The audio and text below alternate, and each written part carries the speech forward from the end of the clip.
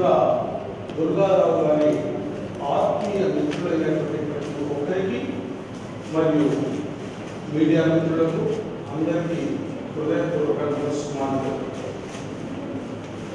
ఇది ఒక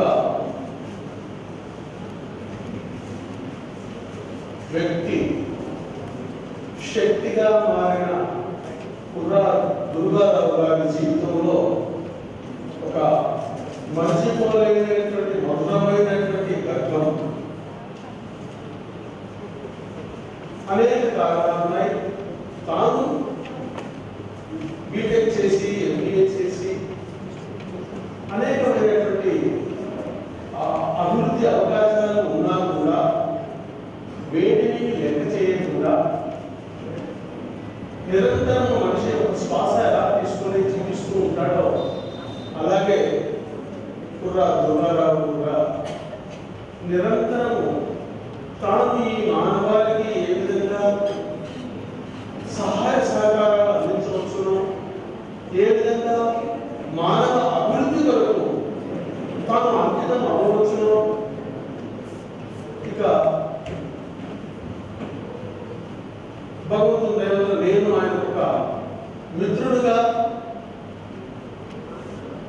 కలిసే భాగ్యం భగవంతుడు కలిగించడం, తన ఆలోచనలను పంచుకోవడానికి ఒక మిత్రుడిగా అవకాశం రావడం, ఇక ఈ మిత్రత్వంతో మేము కలిసి మాట్లాడుకుంటుండడం, అది నేను భగవంతుడు నాకు ఇచ్చిన ఒక భాగ్యంగా భావిస్తున్నాను.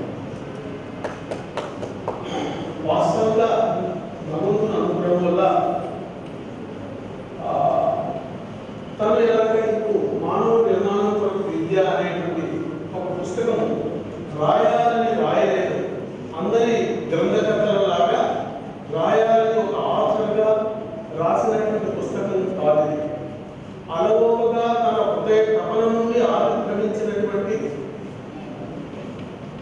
వాక్యాల సంఖ్య ఆర్తి మానవ నిర్మాణం కొరకు విద్య అనేటువంటిది ఎలా ఉండాలి అనేటువంటి తన అంతరాత్మ ప్రభావం, అమ్మవారి అనుగ్రహం అదంతా కూడా అలవోకగా ఒక 2 రోజులలో ఆ అమ్మవారికి సమర్పించుకొని దీక్ష దక్షతతో కూర్చొని ఆయన కళ నుండి ఒక జాలుగా పారినటువంటి అమృత గ్రంథమే ఈ మానవ నిర్మాణం కొరకు విద్య.